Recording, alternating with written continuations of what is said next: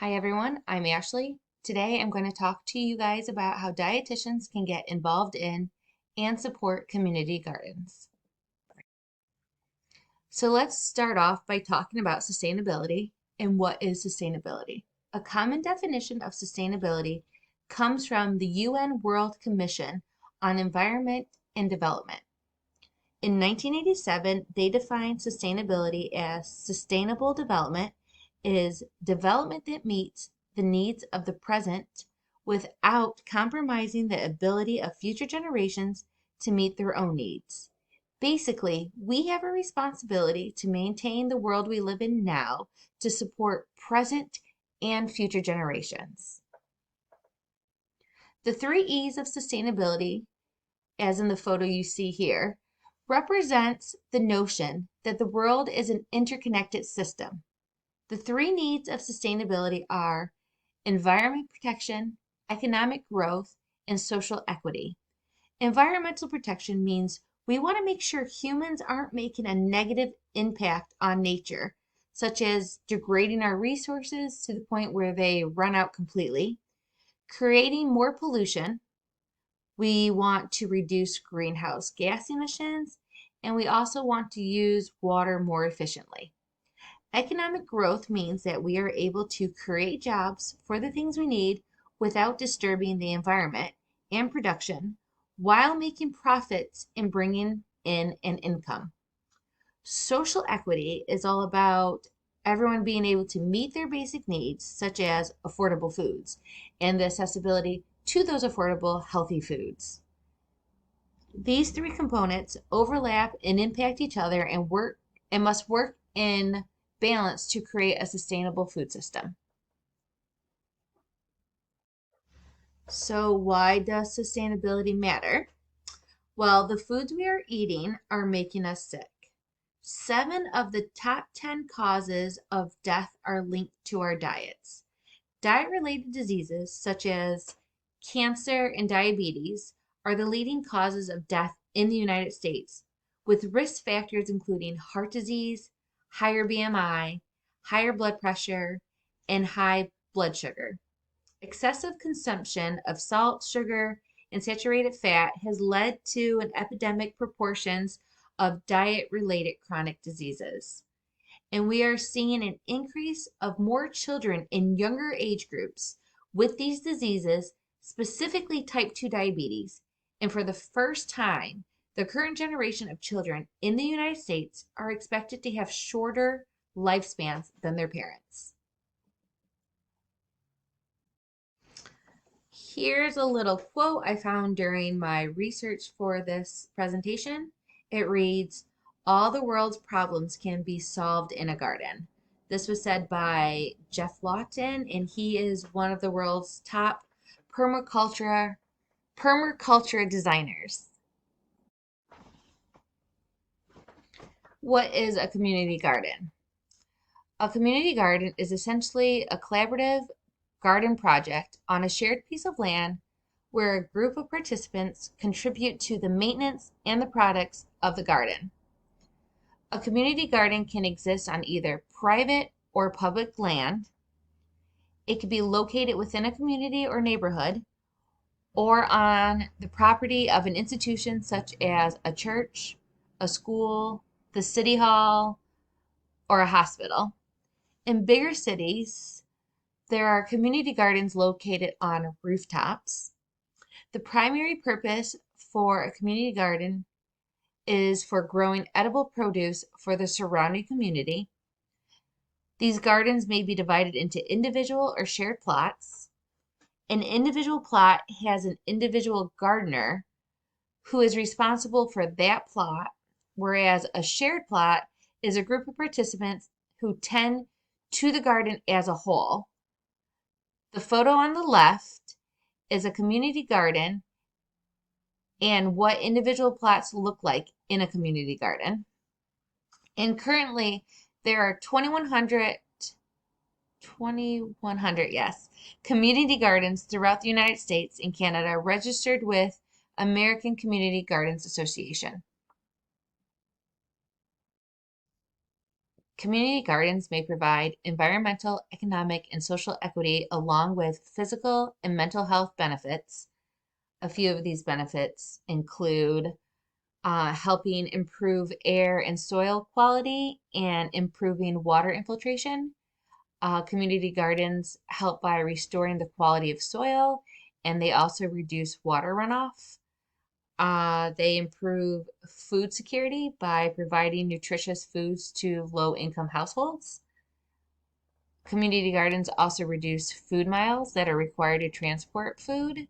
Food miles or a, or distance that the food travels during transportation.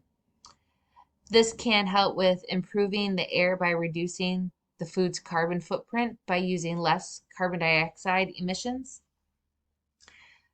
Community gardens reduce risk of obesity and obesity-related diseases because they increase access to fresh food.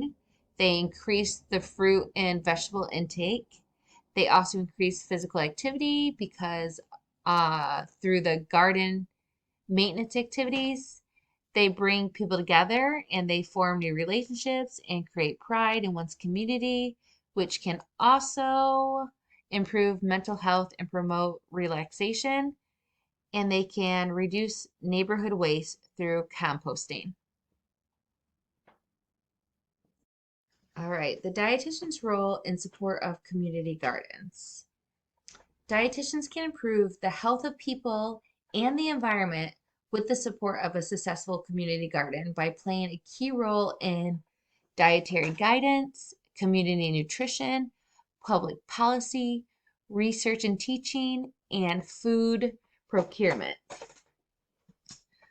Dietary guidance. Dietitians have the potential to influence community members of food choices, of what foods should be grown in the garden, what is grown seasonally in their area, to encourage dietary variety among and within food groups. They can also teach community members the nutritional content of fruits and vegetables. They can encourage smarter food choices and food behaviors. Um, they can influence the food safety issues related to selecting and preparing fresh food. Dietitians can also inspire engagement in local and global food system issues. They can teach community members how to compost, and dietitians can also educate themselves about agriculture methods to help with gardening and production.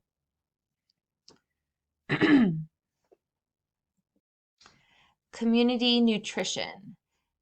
Dietitians can contribute to community garden projects that make connections between local producers and local consumers. Examples are if there was a school project going on in the community, and the farmers market. Also, dietitians can help connect the community garden to soup kitchens and food pantries in the area. Public policy. Dietitians can always advocate for policies that support sustainable practices in all areas of the food system in their communities and establish a food policy council in their community. They can help revise local institutional procurement policies and purchasing specifications to include seasonal fruits and vegetables from the local community garden. Research and teaching. Dietitians who are researchers or educators of future dietitians can integrate sustainable food system concepts in college courses, internships, school volunteer hours using the community garden. Food procurement. This kind of goes along with community nutrition, but dietitians can help in food service operations in hospitals, schools, restaurants, and other facilities that play an important role in the food distribution by procuring fresh fruits and vegetables from the community garden. All right, so you as a dietitian feel like you want to start a community garden near you in your community. How to take action in your community. So you're a dietitian and you want to start a community garden.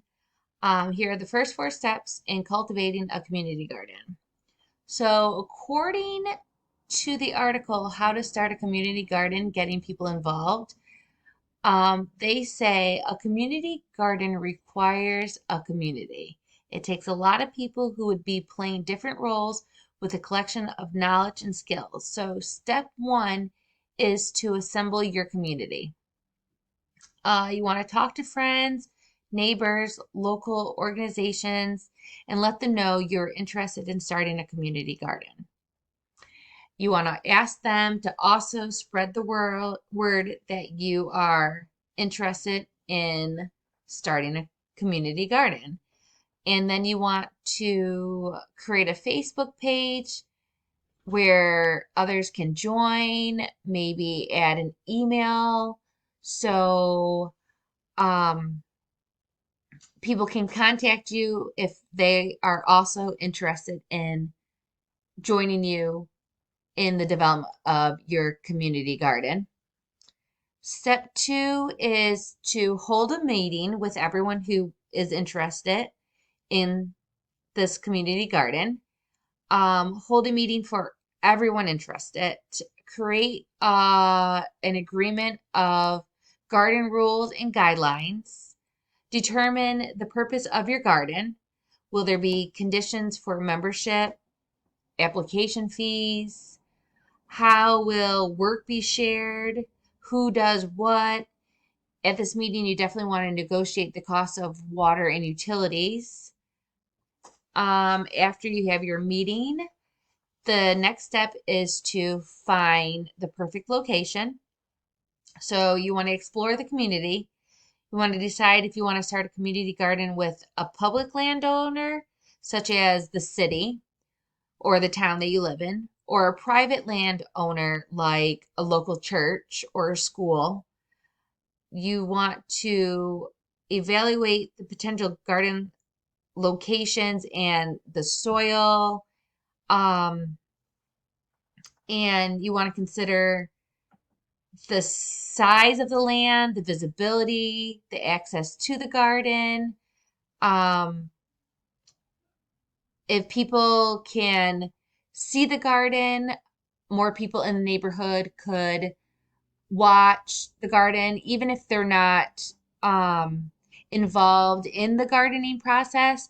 If they see anything that needs to be taken care of in the garden, they can contact somebody and let whoever they need to know that something needs to be fixed in the garden. And you definitely want to pick a spot that has sufficient sun, drainage, and of course the soil quality. Remember, a vegetable garden needs at least 6 hours of sunlight a day. Step 4, after you found your perfect spot for your community garden, is to prepare and develop your garden. So you want to decide on your garden design.